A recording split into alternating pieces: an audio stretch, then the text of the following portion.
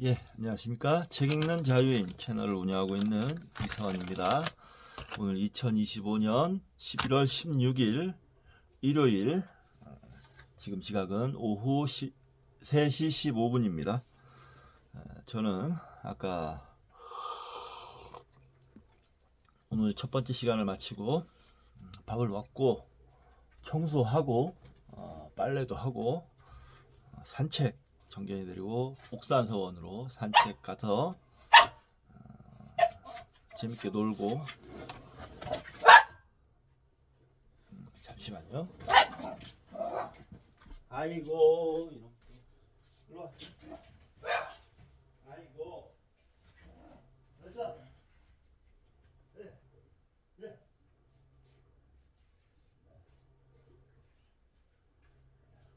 신나게 놀고 왔으면서 왜 또 아빠한테 투정이요?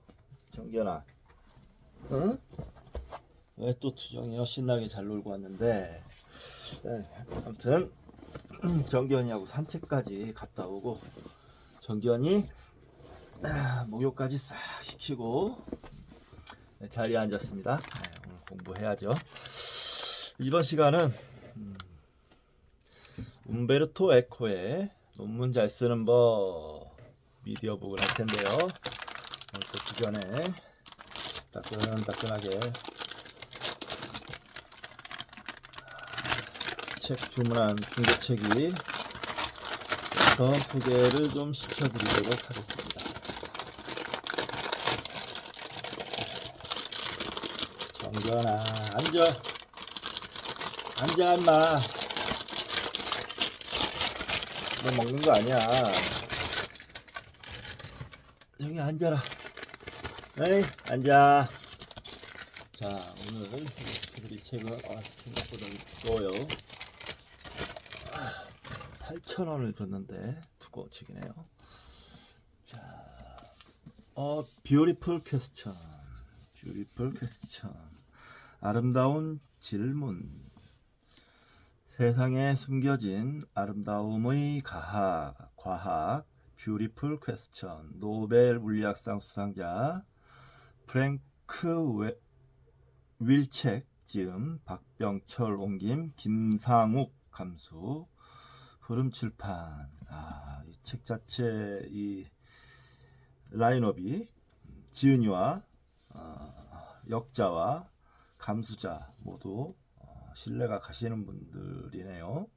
흐름출판사에서 나왔는데요. 어디 목차를 좀 한번 읽어볼까요? 아름다운 질문이다.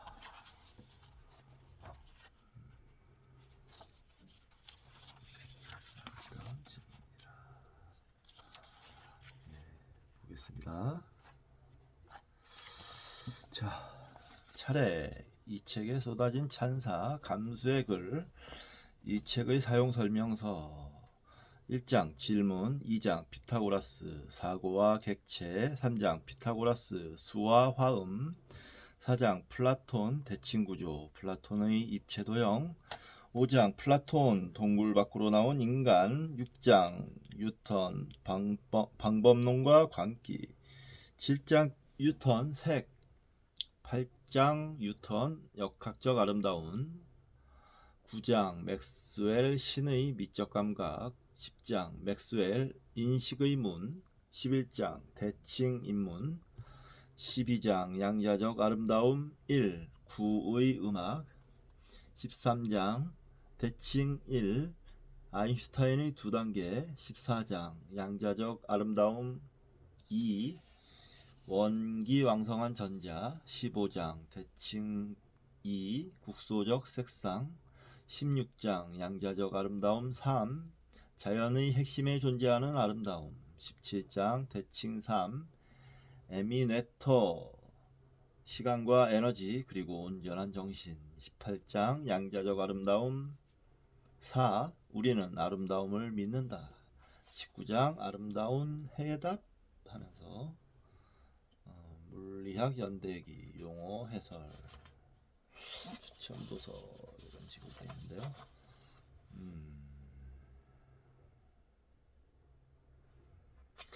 대단한 책인가 봐요. 책이 여러 군데에서 아주 헌정하고 그림도 헌정하고 뭐 이런 식으로 아무튼 평가는 뭐 대단히 좋더라고요.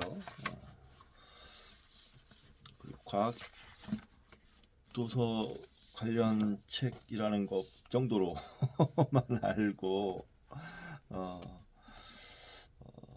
헌책으로 싸게 나왔길래 이 정도에 8,000원이면 싸지 않습니까? 이 정도 두께가 이렇고 또 이런 찬사를 받는 책인데 잘 모르더라도 이런 책은 좋은 책이다 라는 감이 딱 옵니다. 예, 그래서 언젠가는 읽어볼 책 이런 생각이 좀 드네요.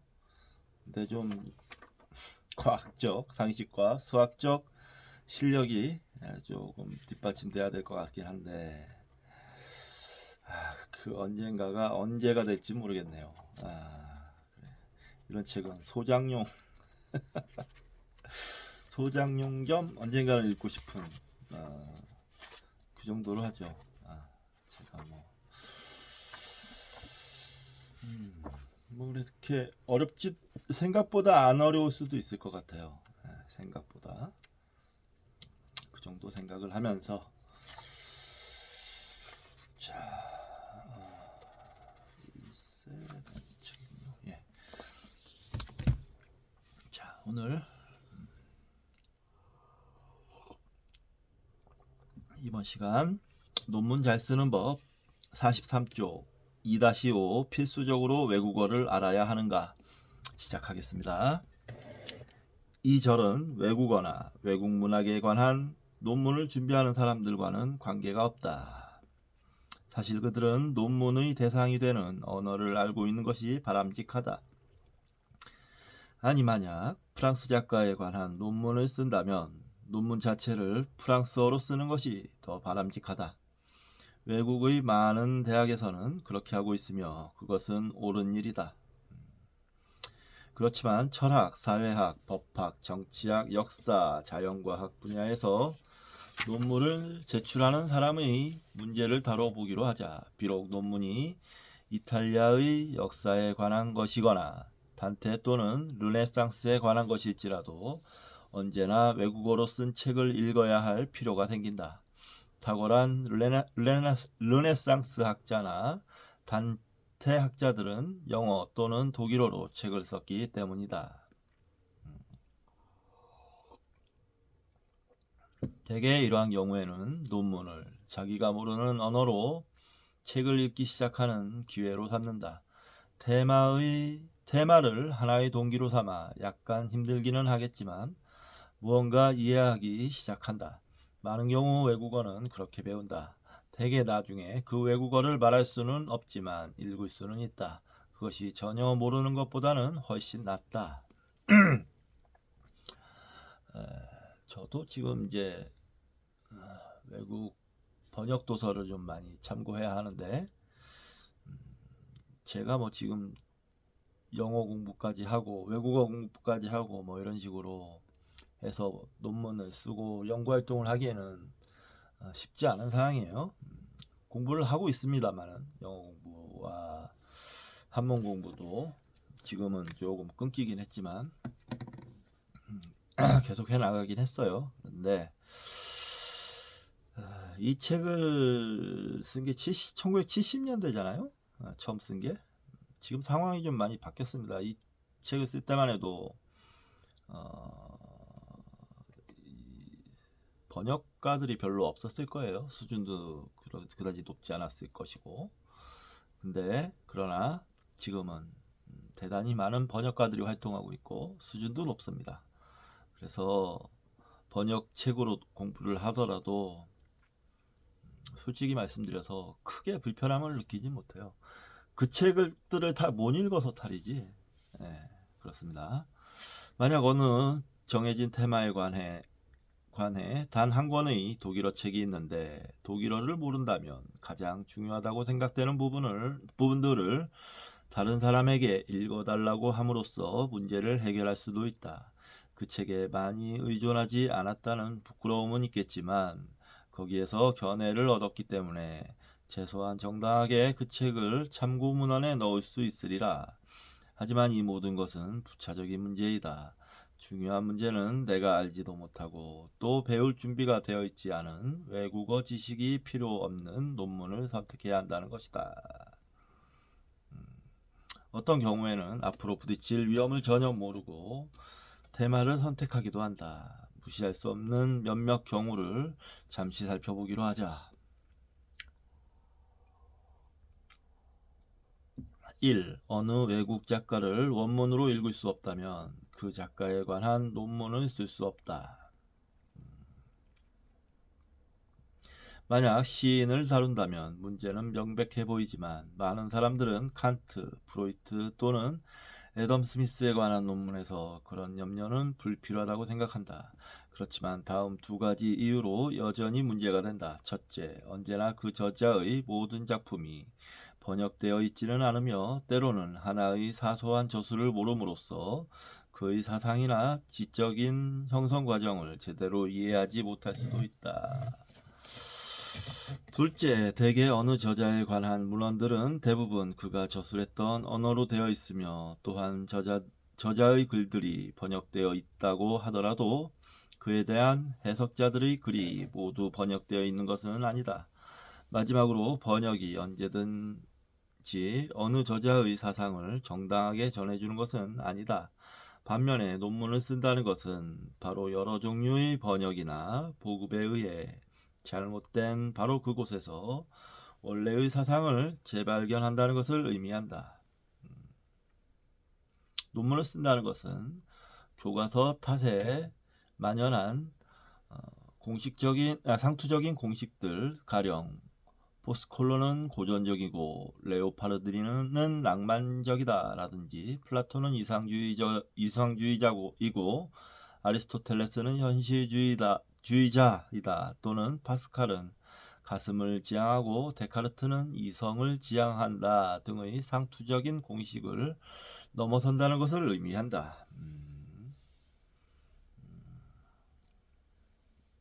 이 어느 테마에 관한 아주 중요한 저술들이 우리가 모르는 언어로 쓰여 있다면 그 테마에 관한 논문은 쓸 수 없다. 그렇겠죠. 어느 학생이 독일어를 아주 잘하는데 프랑스어를 모른다고 한다면 비록 니체가 독일어로 저술을 했을지라도 니체에 대한 논문을 준비할 수는 없을 것이다. 왜냐하면 10여 년 전부터 니체에 관한 아주 흥미로운 몇몇 재평가들이 프랑스어로 저술되었기 때문이다. 프로이트에 대해서도 마찬가지이다. 미국의 수정주의자들이나 프랑스 구조주의자들의 평가를 전혀 고려하지 않고 빈의 그 거장을 다시 읽어본다는 것은 어렵다. 3. 기껏 우리가 알고 있는 언어로 된 작품만을 읽으면서 어느 저자나 테마에 관한 논문을 쓸 수는 없다. 결정적인 저술이 우리가 모르는 언어로 쓰이지 않았다고 누가 장담하겠는가? 물론 이러한 고려사항이 노이로제를 유발할 수도 있으므로 상식선에서 행동해야 한다. 대개는 과학적 정확성의 규칙들이 있기 때문에 만약 어느 영국 저자에 대해 무언가 일본어로 쓰인 것이 있다면 그 연구의 존재는 알고 있지만 그것을 읽지는 않았다는 것을 밝혀두는 것이 합당하다.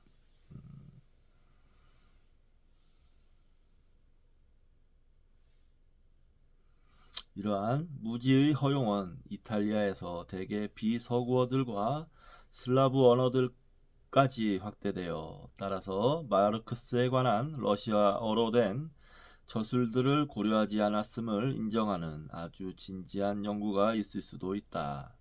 하지만 이러한 경우 진지한 학자라면 그 저술들의 서평들이나 요약된 발췌문을 찾아볼 수 있기 때문에 그것들이 종합적으로 무엇을 말하고 있는지를 언제나 알 수 있으며 또 알고 있음을 입증할 수 있다. 대개 러시아, 불가리아, 체코, 이스라엘 등의 학술지 말미에는 영어나 프랑스어로 된 논문 요약이 실려 있다. 바로 그렇기 때문에 비록 프랑스 작가에 대해 작업한다면 러시아어를 모르는 것이 정당할 수도 있지만 장애물을 피하기 위해서는 최소한 영어는 읽을 줄 아는 것이 필수적이다. 그러므로 논문의 테마를 정하기 전에 기존의 참고 문헌을 한번 훑어보는 신중함을 지녀야 한다. 눈에 띄는 언어적 어려움이 없는가 확인하기 위해서이다.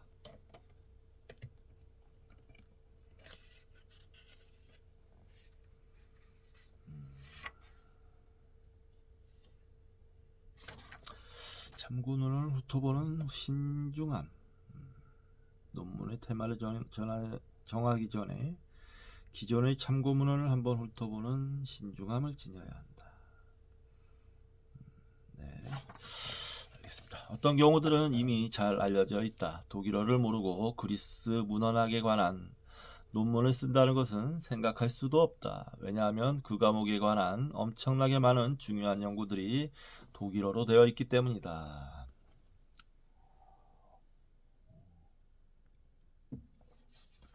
좀 그렇죠. 이게 이제는 또 글로벌 시대라 많은 사상들이 얽히고 설켜 있는데 그 만국 공통어라고 할 수 있는 영어를 모른다면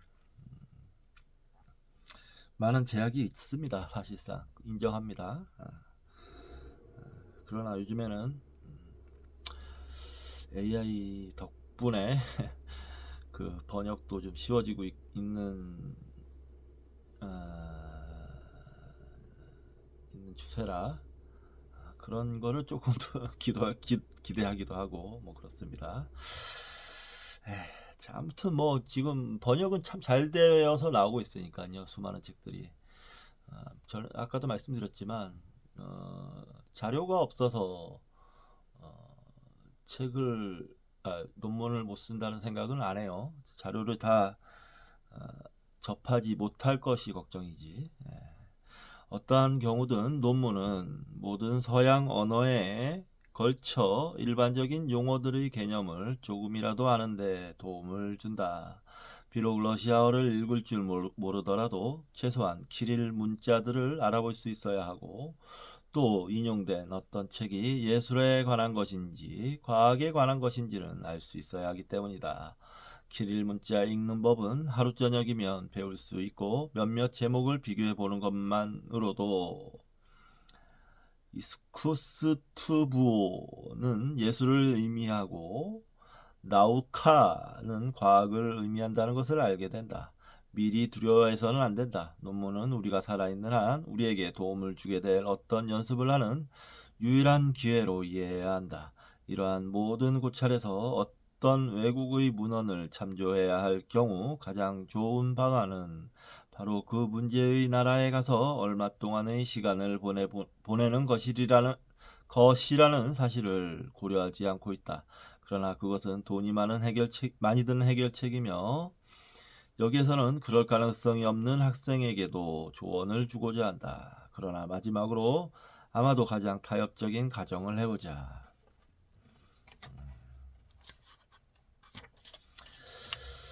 그 학생은 외국어를 모르고 또 배울 시간도 없다. 혹은 심리적인 두려움을 갖고 있다.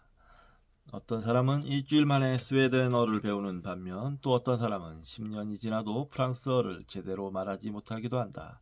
게다가 그는 경제적인 이유로 6개월짜리 논문을 제출해야 한다. 그렇지만 그는 진지하게 자신의 테마에 관심을 갖고 있으며 일을 하기 위해서 대학을 빨리 마치기를 원하지만 나중에 자기가 선택했던 테마를 다시 다루어 아주 평온하게 깊이 연구해보고 싶어한다. 우리는 그런 학생도 역시 생각해야 한다. 좋다. 그 학생은 현대의 몇몇 작가들에게서 나타나는 미술과 관계된 시각적 지각의 문제들이라는 유형의 테마를 선정할 수 있다.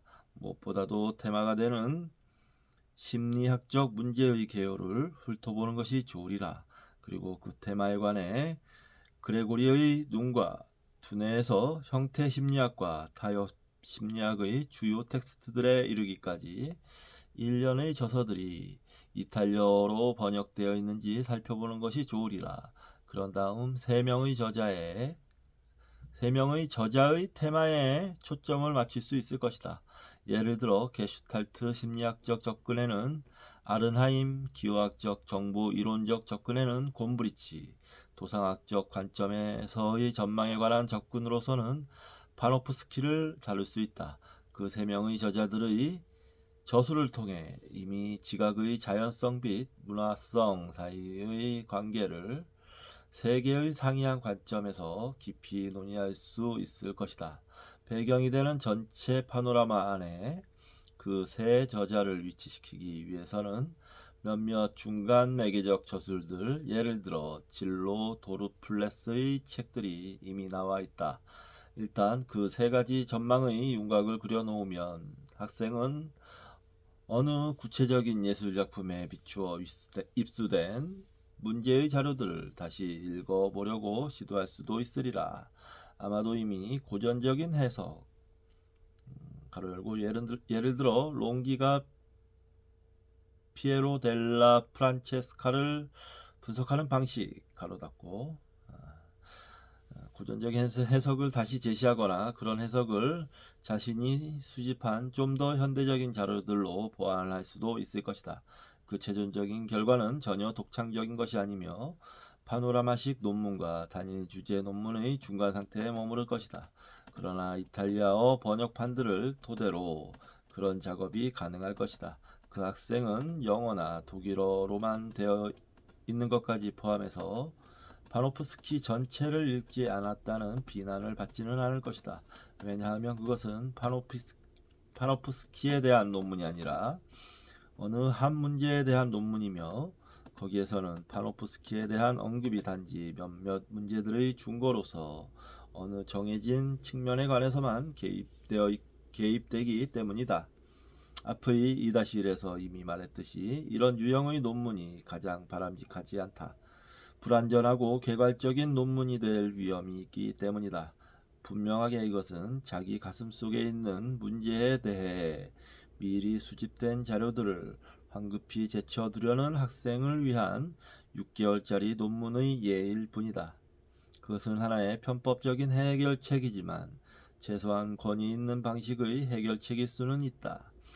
어쨌든 외국어를 모르면서 논문이라는 귀중한 기회를 포착하여 외국어를 습득할 수 없는 상황이라면 가장 합리적인 해결책은 외국 문헌의 참조를 배제하거나 이미 번역된 소수의 텍스트만으로 해결할 수 있는 구체적으로 이탈리아적인 테마에 관한 논문을 작성하는 것이다. 따라서 가리발디의 소설 작품들에 나타난 역사 소설의 모델들과 같은 논문을 쓰려는 사람은 가로 열고 물론 바로 그 테마에 대한 19세기 이탈리아의 논쟁 이외에도 가로 닫고 역사소설의 기원 및 월터 스콧에 관한 몇몇 기초적인 개념을 알고 있어야 할 것이다.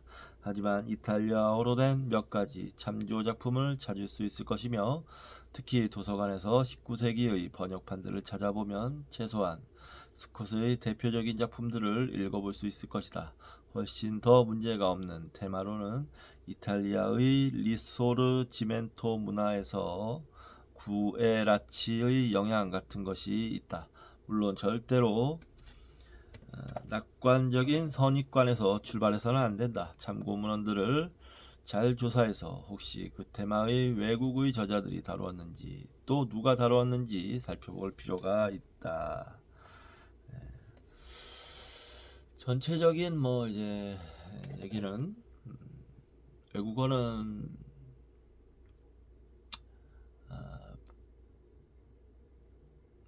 아주 필요하다. 대단히 필요하다.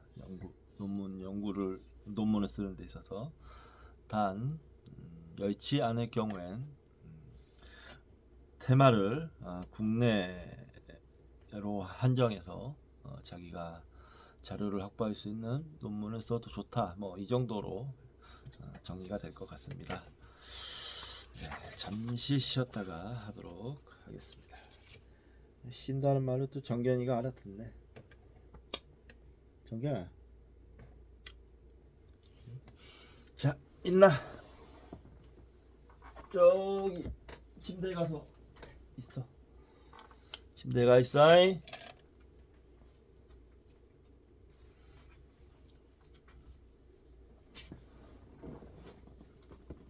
아우 다리야. 아우 다리야.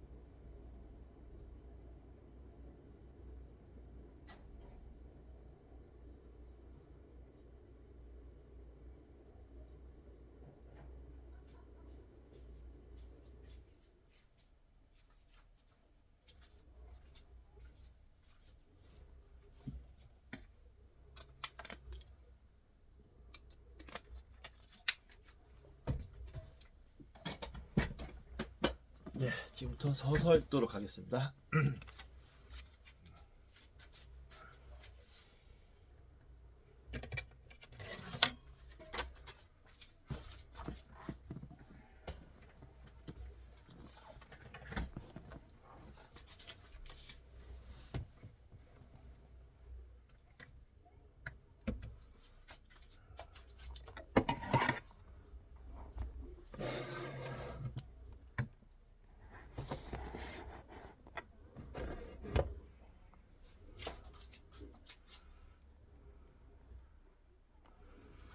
예. 자, 그 다음 장 2-6 과학적 논문인가 정치적 논문인가 6.8 학생운동 이후에 널리 만연한 견해는 문화적이거나 책에 관한 테마들의 논문 대신 오히려 직접적으로 정치적이고 사회적인 관심사와 연결된 논문을 써야 한다는 것이었다. 만약 그러한 상황이라면 이 절의 제목은 도발적이거나 기만적으로 보이리라. 왜냐하면 정치적 논문은 과학적 논문이 아니라고 생각할 여지가 있기 때문이다. 현재 대학에서는 과학, 과학성, 과학적 연구, 어떤 작업물의 과학적 가치 등에 대해 종종 이야기하고 있으며 이러한 용어들은 문화의 박제화라는 부당한 의구심이나 문화의 신비화 또는 무의식적 오해를 유발할 수도 있다.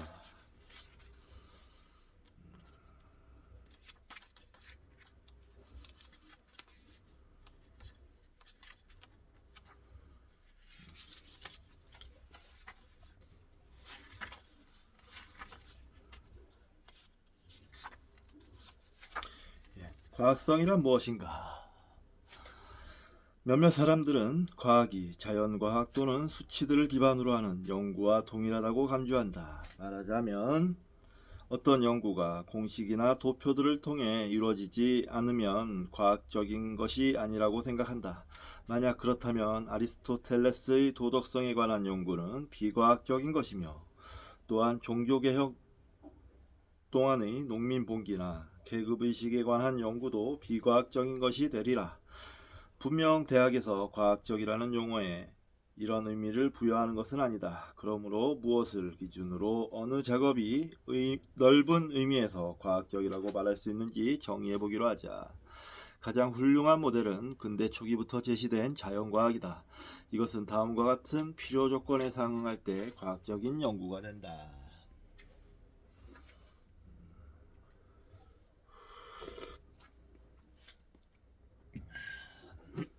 1. 다른 사람도 인정할 수 있는 방식으로 정의되거나 인정되는 것을 대상으로 한다. 대상이라는 용어가 필연적으로 물리적 의미를 갖지는 않는다. 제국군은 비록 아무도 본 적이 없지만 하나의 대상이다. 사회계급은 비록 누군가가 단지 개개인이나 통계적 평균치만 확인되지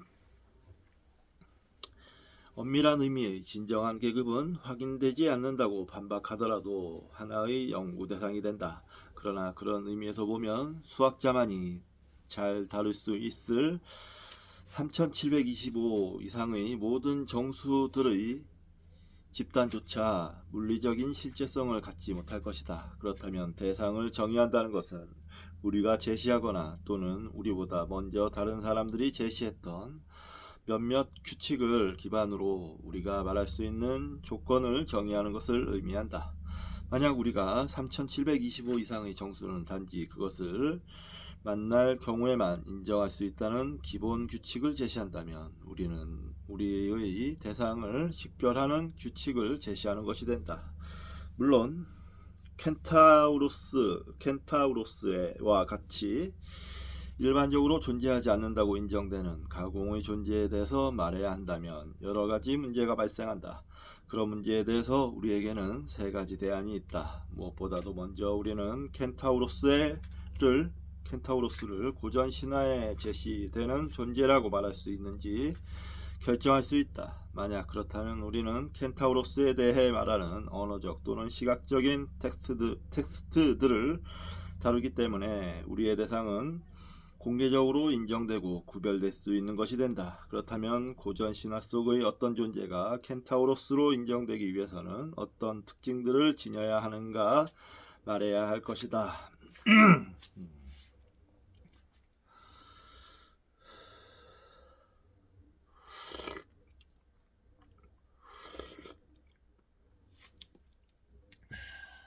두 번째로 우리는 가능성의 세계 가로 열고 실제 세계가 아닌 가로 닫고에 살고 있는 어떤 존재가 켄타우로스가 되기 위해서 지녀야 하는 특징들에 대한 가설적인 연구의 진행 방법 역시 설정할 수 있다. 그렇다면 우리는 우리의 모든 논의가 그러한 가설 범위 안에서 전개된다는 것을 미리 알리면서 그런 가능성의 세계의 존재 조건들을 정해야 한다. 우리가 최초의 가정을 엄격하게 유지한다면 어느 정도 과학적 연구의 대상이 될 가능성이 다분히 있는 어떤 대상에 대해 말할 수 있다. 세 번째로 우리는 켄타우로스들이 정말로 존재한다는 것을 증명하기에 충분한 증거들을 얻을 수 있는지를 결정할 수 있다. 그러한 경우 합당한 논의의 대상을 설정하기 위해 우리는 증거들 가로 열고 해골, 뼈의 잔재, 화산 용암 위의 흔적, 그리스의 숲속에서 적외선으로 촬영한 사진 등 가로 닫고를 제시함으로써 우리의 가설이 옳든 그르든 다른 사람들 역시 그것에 대해 무언가 말할 것이 있다는 사실에 동의할 수 있어야 한다. 물론 이러한 예는 역설적이며 그 누구도 특히 세 번째 대안과 관련하여 켄타우로스에 대한 논문을 쓰려 하지 않으리라 생각한다. 하지만 필자로서는 어떻게 해야 주어진 조건에 합치하여 공개적으로 인정될 수 있는 연구 대상을 언제나 선택할 수 있는지 보여주고자 했을 뿐이다. 그리고 만약 켄타우로스에 대해 그렇게 할 수 있다면 도덕적 행위, 욕망, 가치 또는 역사적 진보의 이념과 같은 개념들에 대해서도 그와 동일하게 말할 수 있다. 이 연구는 이러한 대상에 대해 전혀 언급되지 않는 것을 말하거나 또는 이미 언급된 것들을 다른 시각에서 재조명해야 한다. 만약 수학적으로 정확한 어떤 논문이 전통적인 방법으로 피타고라스의 정리를 증명하기 위해 저술되었다면 그건 과학적 작업이 아닐 것이다. 왜냐하면 우리의 지식에 아무것도 더해주지 못할 것이기 때문이다. 그것은 기껏해야 멋진 보급판 작업이 될 것이다. 마치 나무, 못, 대패, 톱, 망치 등을 사용하여 계집을 만드는 방법을 가르치는 안내서와 마찬가지이다. 1-1에서 이미 말했던 바와 같이 편집 논문 역시 과학적으로 유용한 것이 될 수 있다. 왜냐하면 편집자는 동일한 테마에 대해 다른 사람들이 이미 발표한 견해들을 모아 유기적으로 연결하기 때문이다. 그와 동일한 방식으로 어떻게 계집을 만들 것인가에 대한 안내서는 과학적인 작업이 아니다. 그러나 계집을 만드는 잘 알려진 모든 방법을 비교하고 논의하는 작업은 과학성의 요구를 어느 정도나마 소박하게 진행시킬 수 있다.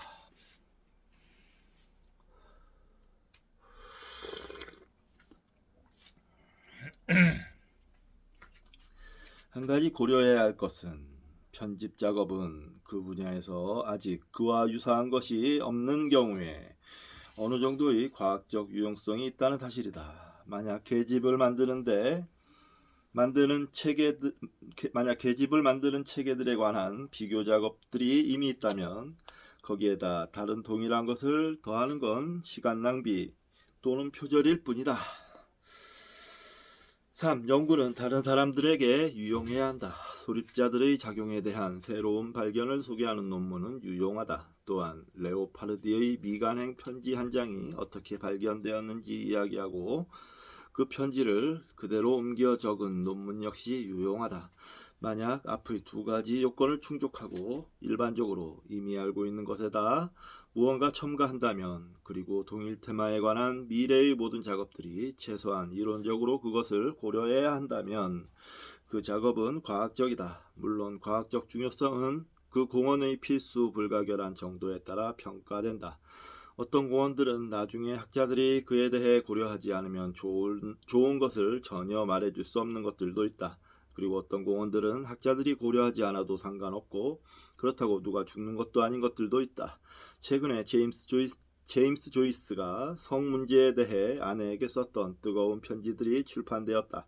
의심할 바 없이 앞으로 조이스의 율리시스에 나오는 몰리 블룸이라는 등장인물의 유래를 연구하는 사람은 조이스가 사생활에서 몰리의 성욕처럼 강렬하고 생생한 성욕을 아내에게 쏟았다는 사실을 알게 됨으로써 도움을 받을 수 있을 것이다. 그러나 그것은 유용한 과학적 공헌이 된다. 그런데 다른 한편으로는 그러한 자료들 없이도 몰리라는 등장인물에 정확하게 초점을 맞추어 아주 훌륭하게 율리시스를 해석한 논문들도 있다. 그러므로 그것은 꼭 필수 불가결한 공헌은 아니다. 그와는 반대로 조이스의 소설 젊은 예술가의 초상의 초고인 스티븐 히어로가 출판되었을 때에는 모두 그 아일랜드 작가의 발전 과정을 이해하기 위해서는 기본적으로 그 작품을 고려해야 한다는 것을 깨달았다. 그것은 필수 불가결한 과학적 공헌이다.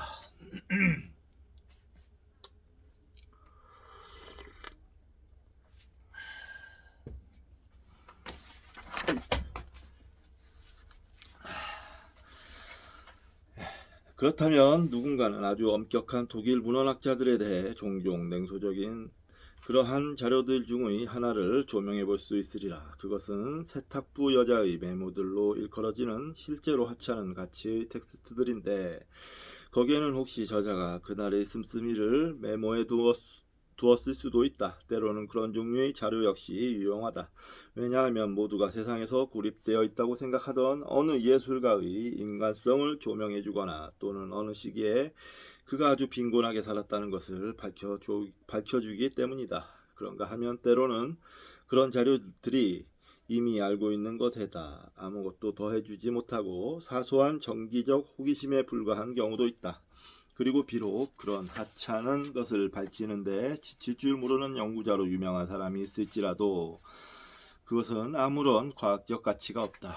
그렇다고 그런 연구를 즐기는 사람들을 실망시키지않은 것은 아니지만 인류 지식의 진보에 대해 말할 수는 없다.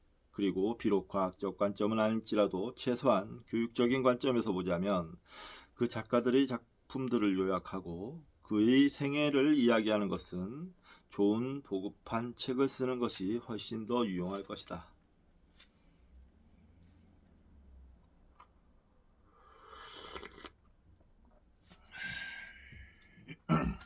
4. 연구는 그것이 제시하는 가설을 검증하거나 반증할 요소들을 제공해야 한다. 말하자면 그 연구의 공개적인 지속을 위한 요소들을 제공해야 한다.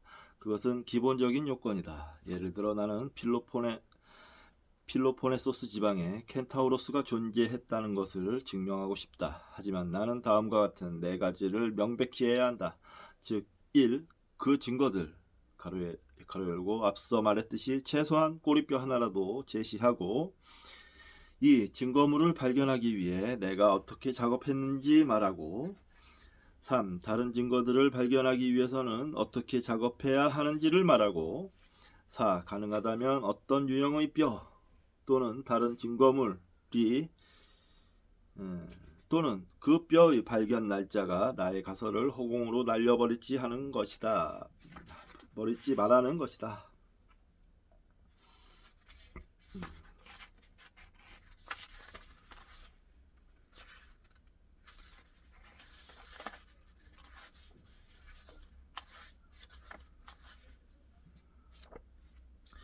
이러한 방식으로 나는 단지 나의 가설을 위한 증거들을 제시했을 뿐이다. 하지만 나는 다른 사람들 역시 연구를 계속하여 나의 그 가설을 확인하거나 문제 삼을 수 있도록 했다.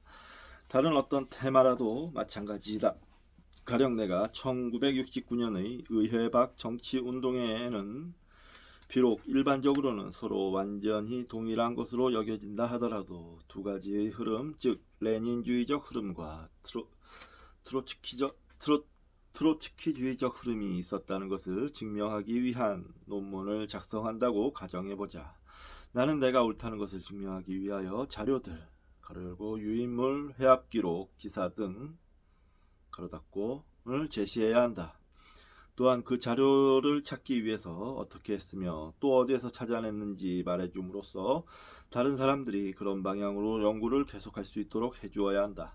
그리고 어떠한 기준에 따라 증거 자료들을 그 집단 회원들의 것으로 간주했는지 말해주어야 한다.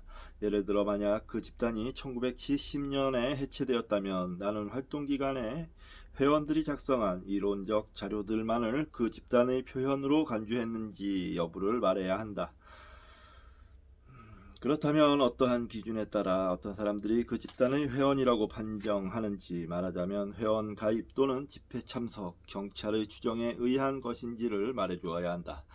아니면 만약 그 집단의 해체 후에 이전 회원들이 만든 자료들 역시 고려하는지, 그리고 만약 그들이 나중에 그런 사상을 표방했다면 그 집단이 활동하던 기간에 이미 희미하게나마 그 사상을 배양하고 있었음을 의미한다는 원칙에서 출발하여 가로 닫고 말해야 한다. 단지 그런 방식을 통해서만 나는 다른 사람들에게 새로운 연구 가능성을 제공하거나 예컨대 나의 견해가 잘못되었다는 것, 가로 열고 가령 어떤 사람은 경찰의 주장으로는 그 집단에 참여했지만 다른 회원들이 전혀 그를 회원으로 인정하지 않았으므로 적어도 증거 자료들로 판단하면 그 집단의 회원으로 간주할 수 없기 때문에 가로 닫고 다른 것을 증명할 가능성을 제공하게 된다. 바로 그렇기 때문에 나는 가설과 증거들, 검증 및 반증의 과정들을 제시한 것이다.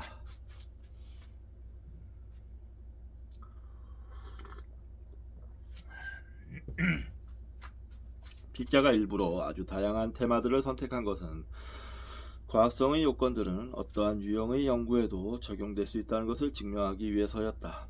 위에서 필자가 언급한 바에 따르면 과학적 논문과 정치적 논문 사이의 대립 관계는 인위적인 것이 된다. 따라서 과학성이 필요한 모든 규칙을 준수하면서도 정치적 논문을 쓸 수 있다. 노동자 집단에서 시청각 체계들을 통한 정보 선택의 경험을 서술하는 논문도 있을 수 있다. 그것이 과학적 논문이 될 수 있는 것은 확인 가능하고 공개적인 방법으로 나의 경험을 서술하고 또한 다른 사람이 다시 연구를 하여 그와 동일한 결과를 얻거나 아니면 나의 결과가 우연적인데 그것은 나의 개입에 의해서 그런 것이 아니라 내가 고려하지 않았던 다른 요인들에 의해 그렇다는 것을 발견할 수 있도록 허용해주는 범위 안에서이다. 과학적 작업의 장점은 다른 사람들에게 절대 시간 낭비를 하지 않도록 해준다는 점이다. 과학적 가설의 궤도에서 작업했는데 나중에 그 가설을 반박해야 할 필요성을 발견하는 것 역시 선행된 제안의 충동으로 무언가 유용했다는 것을 의미한다. 만약 나의 논문이 다른 사람을 자극하여 노동자들 사이의 반대 정보의 경험들을 연구하도록 했다면 비록 나의 전제 조건들이 소박했을지라도 나는 무언가 유용한 작업을 한 것이 된다. 이러한 의미에서 과학적 논문과 정치적 논문 사이에는 대립관계가 없다는 것을 알 수 있다. 한편으로는 모든 과학적 작업은 다른 사람의 지적 성장에 기여함으로써 언제나 긍정적인 정치적 가치를 획득한다 고 말할 수 있다.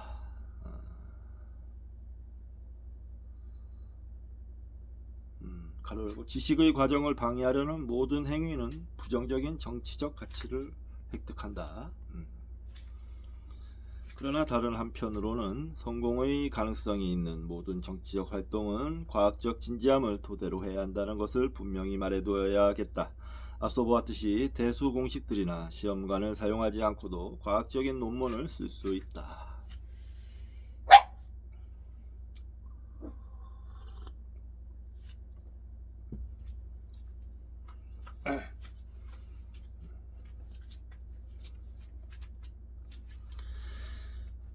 (2-6-2)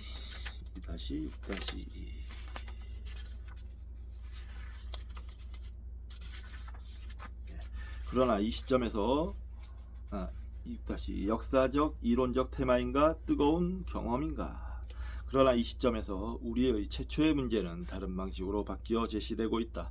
즉 박식함을 드러내는 논문을 쓰는 것이 유용한가, 아니면 실제적인 경험, 직접적인 사회적 참여와 연결된 논문을 쓰는 것이 유용한가. 바꾸어 말하자면 유명한 작가나 고전적인 텍스트에 대한 논문과 이론적 차원, 가로 열고 예를 들면 신자유주의 이데올로기에서 착취의 개념, 가로 닫고 에서나 실천적 차원, 가로 열고 예를 들면 노마 변두리 하층민의 상황에 대한 연구, 가로 닫고 에서 자신이 직접 동시대의 문제에 개입하는 논문 중에서 어느 것이 더 유용한가. 이러한 질문은 그 자체로는 무의미하다. 각자 자기가 좋아하는 것을 하면 된다. 그러므로 만약 어느 학생이 4년 동안 로망스 문헌학을 공부했다면 그 누구도 하층민에 대해 연구하라고 요구할 수는 없다. 물론 또한 마찬가지로 4년의 기간을 로돌치와 함께 보낸 사람이 학문적 겸손의 행동을 기대하면서 프랑스의 왕가에 대한 논문을 쓰라고 요구하는 것도 어리석은 일이라. 하지만 그런 질문이 대학의 공부들과 특히 논문의 경험이 자신에게 무슨 도움이 되는가 스스로 자문하는 학생에게 나왔다고 가정해보자. 그 학생은 지대한 정치사회적 관심을 갖고 있으면서 따라서 교과서적인 테마에 몰두함으로써 자신의 소명을 배반하지 않을까 염려해야 한다고 가정해보자. 만약 그가 이미 정치사회적 경험에 뛰어들었으며 거기에서 어떤 결론적인 논의를 이끌어낼 가능성이 엿보인다면 어떻게 자신의 경험을 과학적으로 다룰 것인가 하는 문제를 제기하는 것이 더 좋으리라.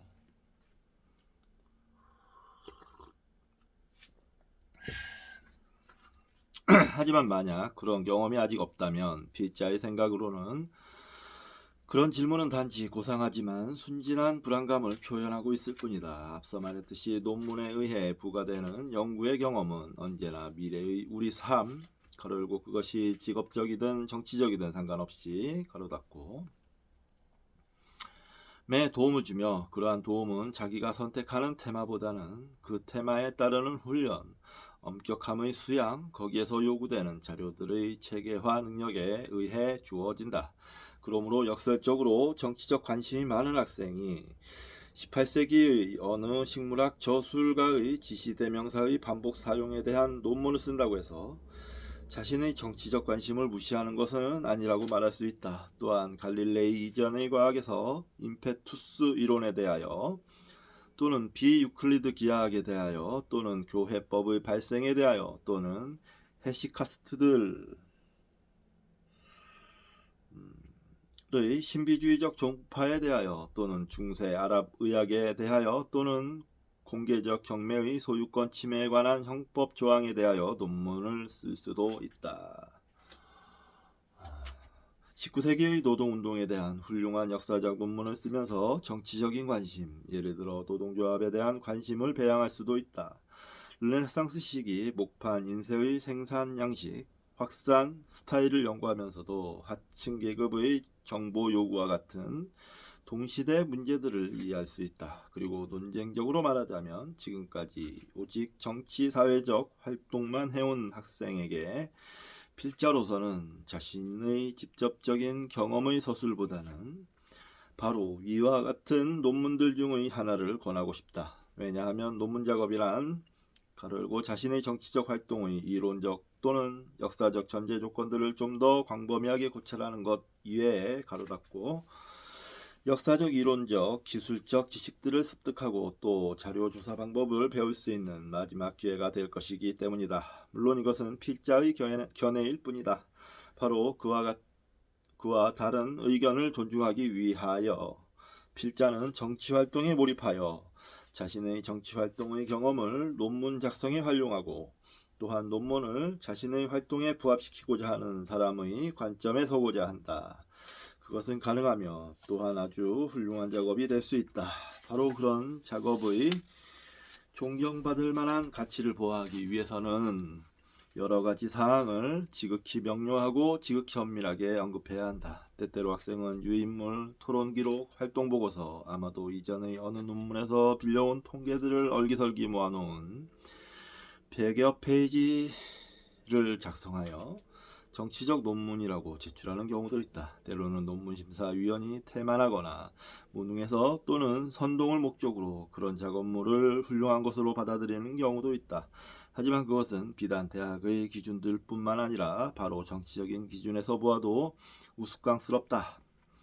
정치를 하는 데에는 진지한 방법도 있고 아주 무책임한 방법도 있다. 사회 상황에 대한 충분한 정보도 없이 발전 계획을 결정하는 정치가는 범죄자가 아니라면 한갓 우스꽝스러운 광대에 지나지 않는다. 또한 과학적 요건이 결여된 정치적 논문을 씀으로써 그는 자기가 속한 정당에 최악의 영향을 줄 수도 있다. 앞의 2-6-1에서 그러한 과학적 요건이란 무엇이며 또한 그것이 진지한 정치적 개입을 위해서도 역시 얼마나 중요한지 이미 언급했다. 언젠가 필자는 어느 학생이 대중의 커뮤니케이션 문제에 대한 시험을 치르면서 자기의 특정 구역의 노동자들에게 텔레비전 시청에 대한 설문조사를 했다고 주장하는 것을 본 적이 있다.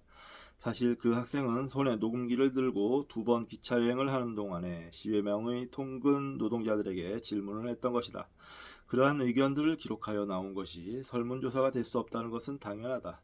왜냐하면 모든 설문조사에서 지켜야 할 검증 가능성의 요건을 갖추지 않았을 뿐만 아니라 거기에서 도출되는 결과는 연구를 하지 않고도 충분히 상상할 수 있는 것이기 때문이다. 하나의 예를 들어보자면 그 10여 명의 사람들 중에서 대다수가 운동경기 실황 중계를 보는 것을 좋아한다고 말하리라는 것은 책상에 앉아서도 짐작할 수 있다. 그러므로 30여 페이지의 거짓 설문조사를 제시하여 그런 멋진 결과에 도달한다는 것은 우스꽝스러운 일이다. 그리고 학생 자신에게도 단지 자신의 의견을 계략적으로 주장하면서 객관적인 자료들을 얻었다고 믿는 것은 일종의 자기기만이다.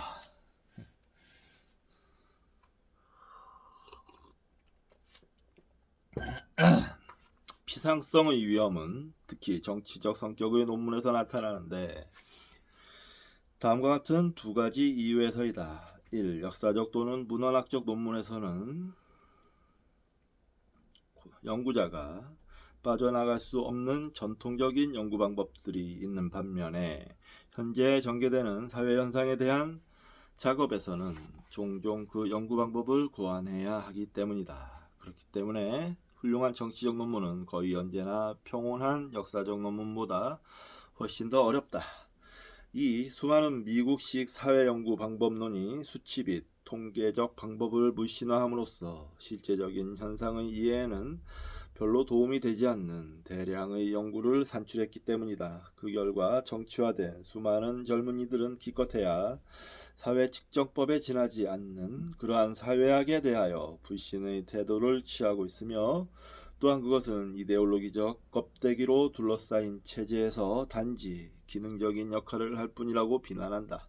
그러나 그런 유형의 연구에 대응한답시고 때로는 전혀 연구를 하지 않고 논문을 단지 일련의 유인물이나 호소문 또는 순수하게 이론적인 주장으로 변형시켜버리는 경향도 있다. 어떻게 그러한 위험을 피할 것인가? 여러 가지 방법이 있는데 그러기 위해서는 유사한 테마에 대한 진지한 연구의 견해를 따르고 최소한 이미 성숙한 집단의 활동을 따르지 않고는 사회적 연구 작업에 함부로 빠지지 않고 자료 수집 및 분석의 몇 가지 방법을 습득하고 일반적으로 오랜 시간이 걸리고 비용이 드는 연구 작업을 단지 몇 주 만에 하겠다고 생각하지 말아야 한다. 그렇지만 문제는 연구 분야, 테마, 학생의 준비 상태에 따라 다르므로 그리고 일반적인 충고는 해줄 수도 없다.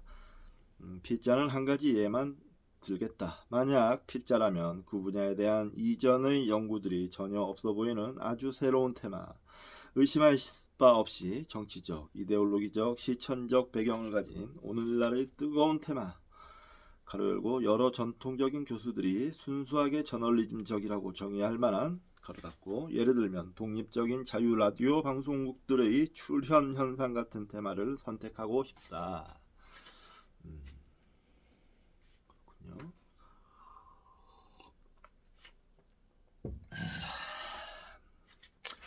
2-6-3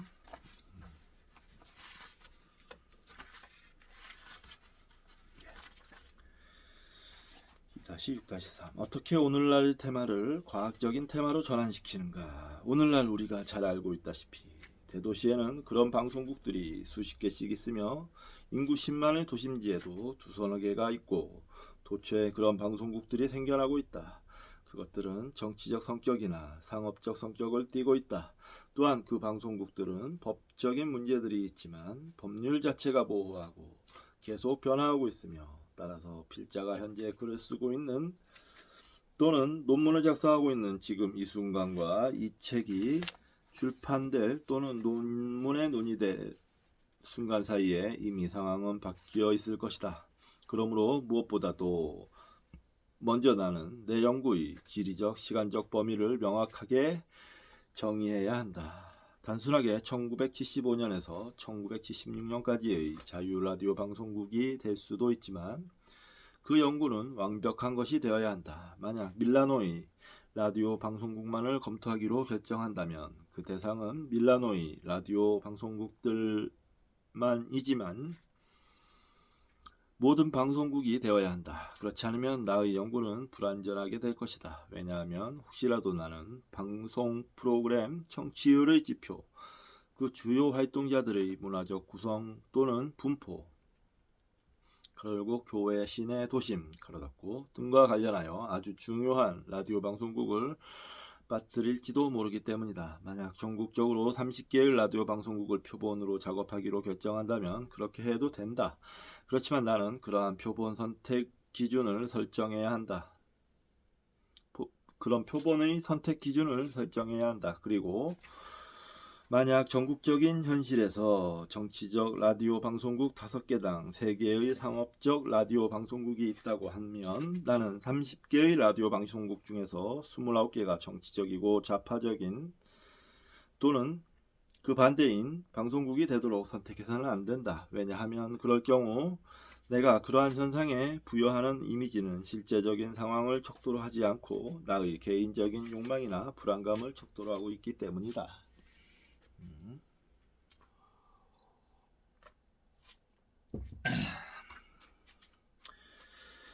또한 나는 현재 있는 그대로의 라디오 방송국에 대한 연구를 포기하고 그 대신에 이상적인 자유 라디오 방송국을 다루는 계획을 제안하기로 결정할 수도 있다.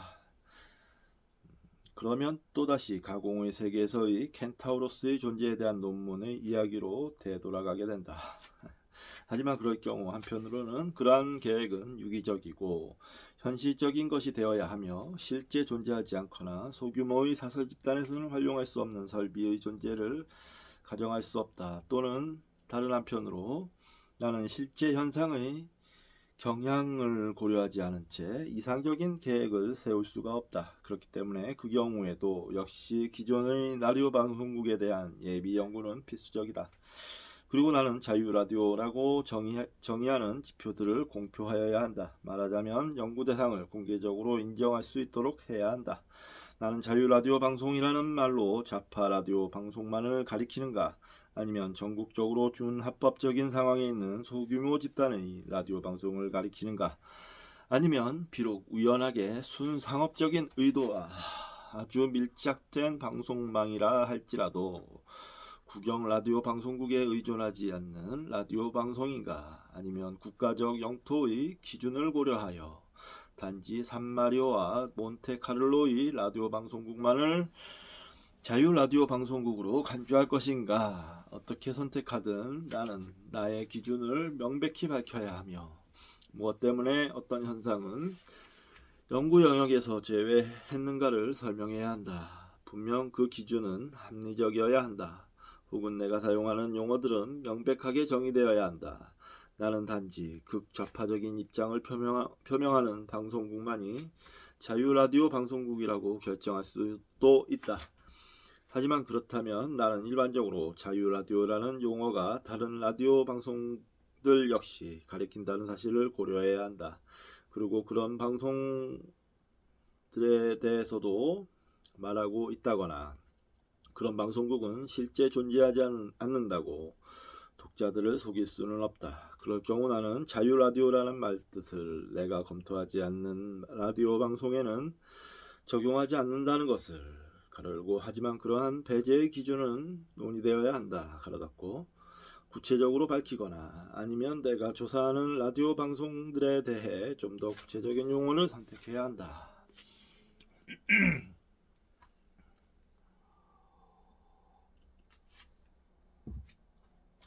그러한 시점에 이르면 나는 조직적, 경제적, 사법적 측면에서 자유라디오 방송국의 구조를 설명해야 한다.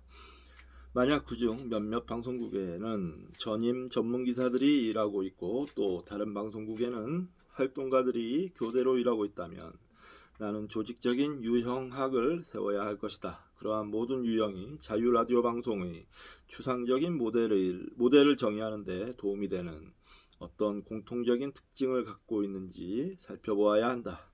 혹은 자유라디오라는 용어가 매우 상이한 일련의 잡다한 경험을 가리키고 있는지 살펴보아야 한다. 그렇다면 이러한 분석의 과학적 엄격함이 얼마나 실제적인 결과에도 유용한지 여러분은 곧바로 알 수 있으리라. 만약 내가 자유라디오 방송국을 세우려고 한다면 나는 그것의 기능에 최고로 적합한 조건이 무엇인가를 알아야 하기 때문이다. 믿을만한 유형학을 세우기 위해서 나는 예를 들어 내가 조사하는 다양한 라디오 방송국을 비교하여 가능한 모든 특징을 고려한 표를 만들 수 있을 것이다. 표에서 나는 수직적으로는 어느 라디오 방송국의 특징을 얻을 수 있고 수평적으로는 어느 특징의 통계적 빈도수를 얻을 수 있을 것이다. 이것은 순수하게 방향 제시적인 하나의 예이며 단지 4가지 매개 변수들, 전문기사의 유무, 음악과 멘트의 비율, 광고의 유무, 이데올로기적 성향 등에 관한 지극히 제한된 측면들을 가공적인 7개의 라디오 방송국에 적용해 본 것이다. 표가 또 있고요. 이런 종류의 표는 예를 들어 라디오 팝은 비전문적인 집단으로 구성되어 있고 명백한 이데올로기적 특성을 갖고 있으며 멘트보다는 음악을 더 많이 방송하고 또 광고를 받고 있다는 사실을 말해준다.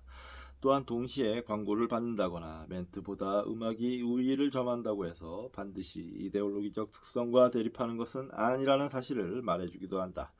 왜냐하면 벌써 2개의 라디오 방송국이 그런 상황에 있으며 반면에 음악보다 멘트가 우위에 있으면서도 이데올로기적 특성을 지닌 방송국은 단 하나뿐이라는 것을 우리는 알 수 있기 때문이다. 다른 한편으로 광고가 없고 멘트가 우위를 차지하고 있으며 이데올로기적 특성이 없는 라디오 방송은 전혀 없다. 이러한 표는 순전히 가설적이며 단지 소수의 매개 변수와 소수의 라디오 방송국만을 고찰하고 있다. 그러므로 신뢰할 만한 통계적 결론을 이끌어낼 수는 없다. 이것은 단지 하나의 예시에 불과하다. 하지만 이러한 자료들은 어떻게 얻는가? 자료의 출처는 3가지, 즉 공식문서, 당사자들의 설명, 청취 기록이다. 공식문서, 이것은 언제나 가장 확실한 출처이지만 독립라디오 방송국에 대해서는 거의 없다. 규정에 의하면 공공안전당국의 기록이 있다. 그리고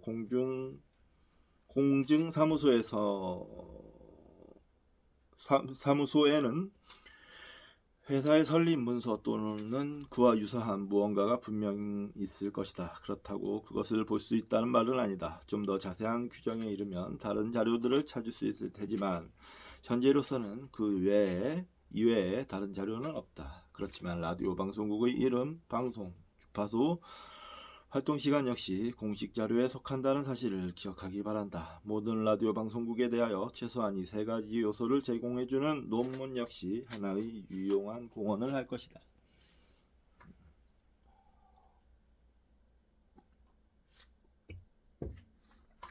당사자들의 설명. 여기에서는 라디오 방송국의 책임자에게 질문을 하게 된다. 그들의 설명이 객관적인 자료가 되기 위해서는 그것이 분명히 그들이 말한 것이어야 하며 또한 인터뷰의 수집 기준이 동일해야 한다. 우리가 중요하다고 생각하는 모든 테마에 대하여 모든 책임자들이 대답을 하고 또 어떤 문제에 대한 대답의 거부가 기록될 수 있도록 질문서를 만들어야 할 것이다. 질문서에 예 또는 아니오로만 대답해야 하는 무미건조하고 핵심적이어야 한다는 말은 아니다. 만약 각각의 책임자가 체계적인 설명을 한다면 그러한 모든 설명의 기록은 유용한 것이 될 수 있다. 그런 경우 객관적 자료의 개념을 명백히 파악해야 한다. 만약 책임자가 우리는 정치적인 목적을 갖고 있지 않으며 어느 누구에게도 재정적 지원을 받지 않는다고 말한다고 해서 그가 진실을 말하고 있다는 의미는 아니다. 하지만 그렇게 말하는 사람이 공개적으로 그런 입장을 표명한다면 그런 사실은 객관적 자료이다. 기껏해야 그 라디오 방송국에서 방송된 내용의 비판적인 분석을 통해 그런 주장을 반박할 수 있을 것이다. 청취 기록, 그것은 진지한 작업과 어설픈 작업 사이의 차이를 확인할 수 있는 논문의 일면이다. 어느 자유 라디오 방송국의 활동을 한다는 것은 며칠 동안, 가령 일주일 동안 그 방송을 들으면서 일종의 라디오 가이드를 작성한다는 것을 의미한다. 그 가이드를 보면 무엇을 방송하는가, 해설은 언제 또 어느 정도 길이로 하는가, 얼마나 음악을 방송하고 얼마의 멘트를 하는가, 토론에는 누가 참가하는가, 만약 토론이 있다면 어떤 테마에 관한 토론인가 등을 알 수 있어야 한다. 그들이 일주일 동안 방송한 것을 모두 논문에 포함시킬 수는 없을 것이다. 하지만 그 해당 방송국의 예술적, 언어적, 이데올로기적 윤곽이 드러날 수 있도록 몇 가지 중요한 예들, 가르고 노래에 대한 해설, 토론하는 동안의 간단한 문장들, 뉴스를 전하는 방식들, 가로 닫고 를 기록할 수는 있을 것이다.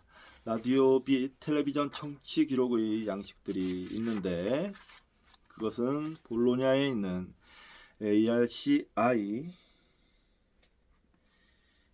수년에 걸쳐 제작한 것이다. 그 협회에서는 청취 전담자들이 뉴스의 길이, 일정한 용어의 빈도수 등을 정확하게 측정하는 작업을 수행했다. 일단 여러 라디오 방송국에 대해 이러한 조사를 한 다음에는 비교 작업을 진행할 수 있다. 예를 들면 2개 혹은 그 이상의 라디오 방송국에서 동일한 노래 또는 동일한 오늘의 뉴스가 어떻게 소개되었는지 비교하는 작업이다. 또한 국영 라디오 방송국의 프로그램과 자유 라디오 방송국의 국들의 프로그램을 비교할 수도 있다. 말하자면 음악과 멘트의 비율, 뉴스와 오락물 사이의 비율, 프로그램과 광고의 비율, 클래식 음악과 경음악, 이탈리아 음악과 외국 음악, 전통적인 경음악, 젊은이들의 경음악의 비율 등이다. 여기서 알 수 있듯이 녹음기와 펜을 손에 들고서 체계적인 청취 기록을 하면 아마도 책임자들과의 인터뷰에서는 나올 수 없는 여러 결론을 이끌어낼 수도 있다.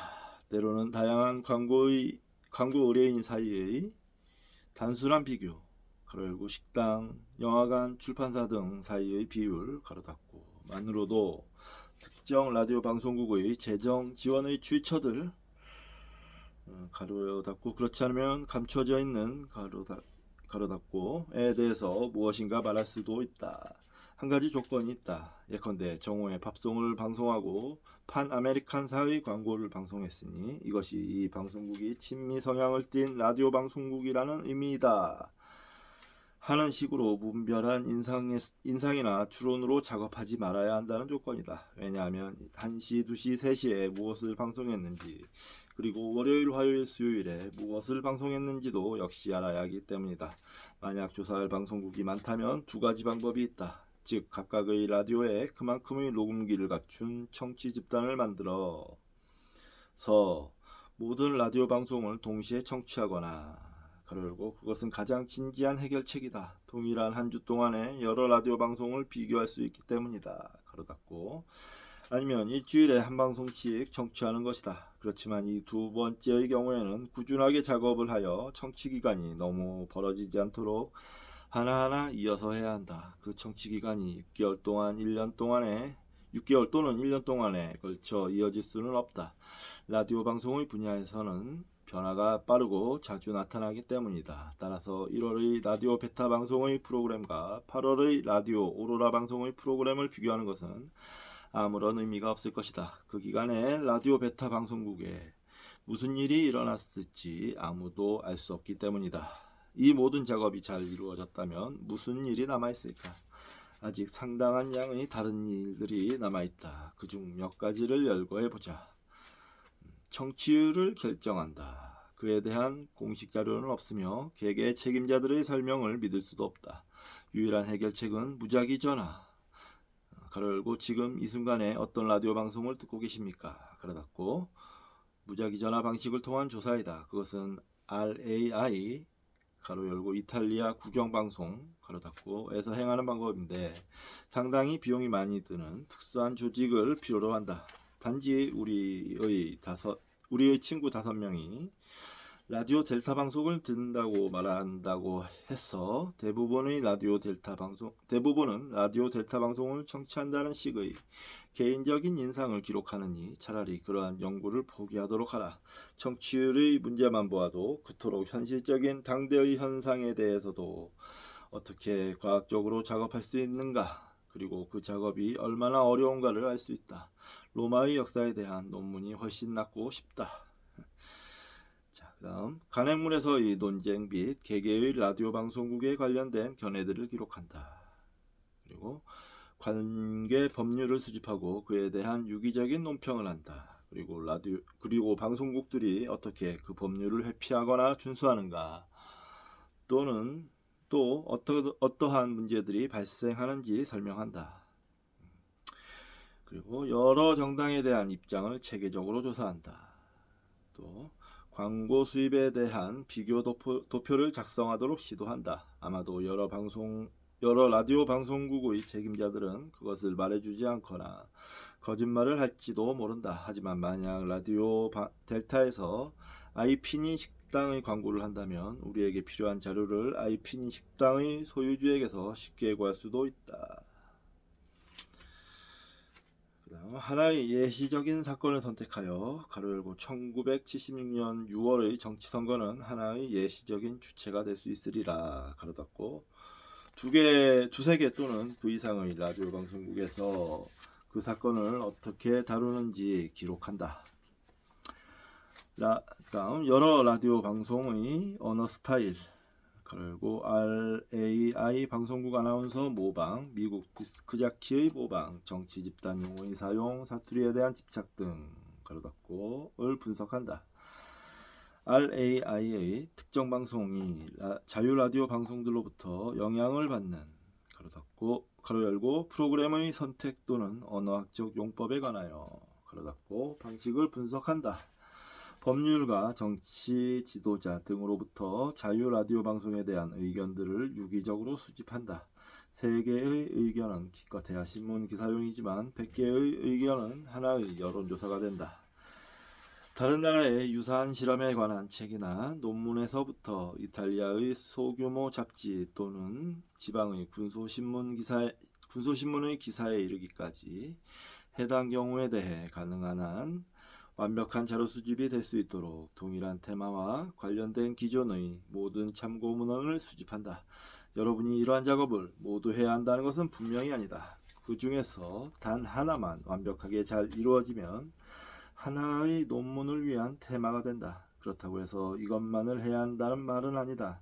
필자는 단지 그렇게 별로 박식하지도 않고 비판적인 문헌도 없는 테마라도 다른 사람들에게 유용하고 좀 더 광범위한 연구 안에 포함될 수 있고 그 테마를 깊이 연구하고자 하는 사람에게 필수 불가결하고 우발적인 관찰이나 인상주의나 성급한 추측에 빠지지 않고 어떻게 과학적인 작업이 이루어질 수 있는가를 보여주기 위해서 단지 몇 개의 예를 제시했을 뿐이다. 그러므로 결론적으로 과학적 논문인가 아니면 정치적 논문인가 하는 것은 어리석은 질문이다. 플라톤의 이데아 이론에 관한 논문이나 1974년에서 1976년까지 발표된 로타 콘티누아의 정책에 관한 논문이나 모두 동일하게 과학적이다.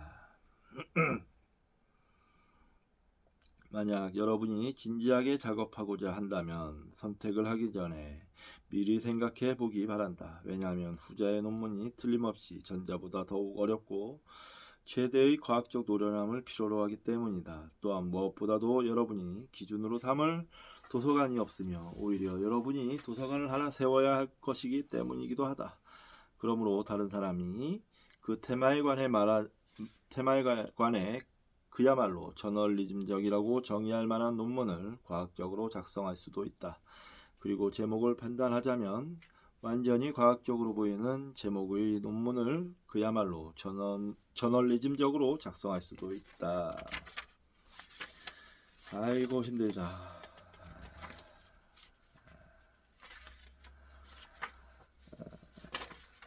오늘 한 이 부분은 솔직히 제가 그냥 읽었습니다. 그냥 읽었고 진도를 빼기 위한 스타일상 책을 건너뛰거나 하는 스타일이 잘 아니어서 그냥 읽었으나 단지 크게 뭐 제가 고려해야 될 상황은 없었던 것 같고요. 단지 논문 쓰는 게 쉬운 일이 아니다라는 거를 알게 해줬고요. 그 정도만 해도 보람은 있는 겁니다. 앞으로 내용이 어떻게 전개될지는 모르겠지만 오늘처럼 이렇게 좀 이번 시간처럼 이렇게 좀 뭐랄까 좀 저와 동떨어진 주제로 계속 얘기한다면 좀 읽기가 쉽지 않겠다라는 생각도 들고요.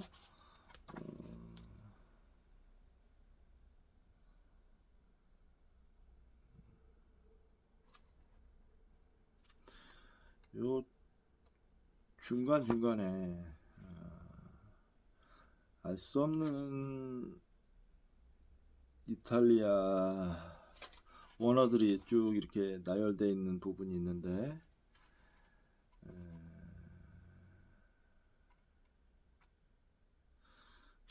이 부분은 어떻게 넘어갈지 좀 고민 좀 해야 되겠네요.